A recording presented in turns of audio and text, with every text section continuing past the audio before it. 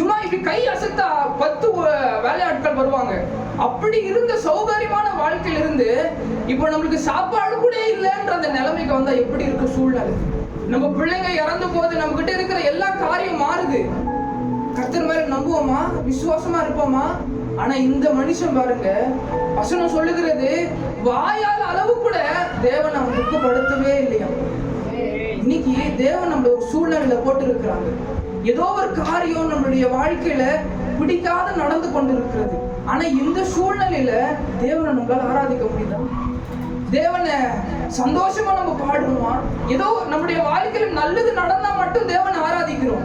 ஏதோ கர்த்தர் நம்மள ஆசீர்வதிச்சா மட்டும் தேவனை ஆராதிக்கிறோம். ஆனா யோபு எல்லாத்தையும் இழந்த போது சொல்றான், இது ஆண்டவர் என்கிட்ட கொடுத்தாரு, இது ஆண்டவர் என்னை விட்டு எடுத்துட்டாரு, அவருடைய நாமத்துக்கு மகிமை உண்டாகட்டும் சொல்லி கர்த்தர் ஆராதிக்கிறார். இன்னைக்கு ஒரு காரியத்தை நான் சொல்ல விரும்புறேன். எது நம்மளை விட்டு போனாலும், எதை நம்ம இழந்தாலும் அவருடைய சமூகம் நம்மளோட எப்பவுமே இருக்கும். அது நித்தியத்துக்குரியதான்.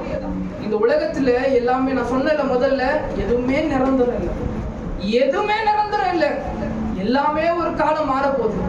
எல்லாமே ஒரு காலம் நம்மளை விட்டு போக போகுது. இன்னைக்கு நம்ம பார்க்கிற, இன்னைக்கு நம்ம தொடுற, அணுகிற எல்லா காரியமும் ஒரு நாட்கள்ல நம்மளை விட்டு போயிடும். நான் போகாதது எது தெரியுமா? அவருடைய சமூகம்.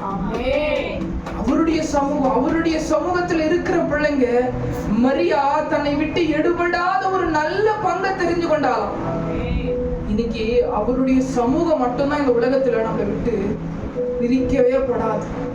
இந்த உலகத்துல இருக்கும்போது அவர் நம்மளோட இருப்பாங்க, பரலோகத்துக்கு போகும்போது அவர் கூட நம்ம இருப்போம். அதுதான் இந்த உலகத்துல அவருடைய சமூகம் மட்டும்தான். இன்னைக்கு யோபு எல்லாத்தையும் இழந்த போது கூட ஒரு விசுவாசமான வார்த்தைய சொன்னாங்க, எது போனாலும் பரவாயில்ல, எது பண்ணாலும் பரவாயில்ல, அவர் தான் கொடுத்தாரு, இதெல்லாம் அவர் தான் எடுத்துக்கிட்டாரு, இப்ப பரவாயில்ல, அவருடைய நாமம் மகிமைப்படும். இன்னைக்கு நீங்க எப்படிப்பட்ட சூழ்நிலையில் இருக்கிறீங்கன்னு எனக்கு தெரியல, எப்படிப்பட்ட ஒரு காரியத்தில் இருக்கிறீங்க எனக்கு தெரியல.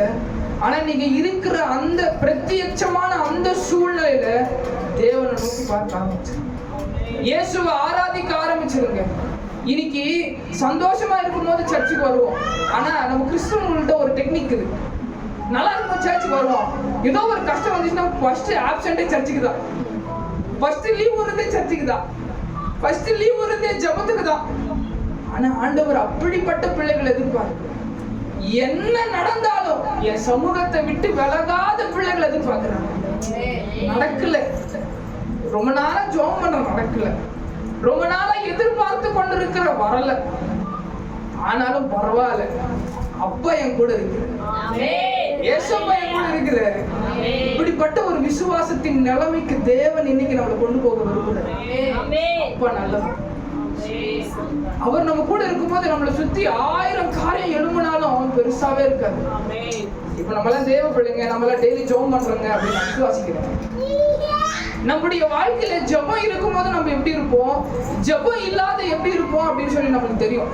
ஜெபிக்கும் போது என்ன நடந்தாலும் ஆண்டவர் இருக்கிறாரு, ஆண்டவர் செய்வாருன்ற விசுவாசம் இருக்கும். இதுவே நீ சர்ச்சுக்கு போல 2 வாரம், ஜெபம் பண்ணல 2 வாரம் சொன்னா ஒரு பயம் நம்மளுக்குள்ள வர ஆரம்பிச்சிடும். நம்மளுக்கு தெரியாதவே நம்மள சில காரியங்கள் ஆளுகை செய்ய ஆரம்பிச்சிடும்.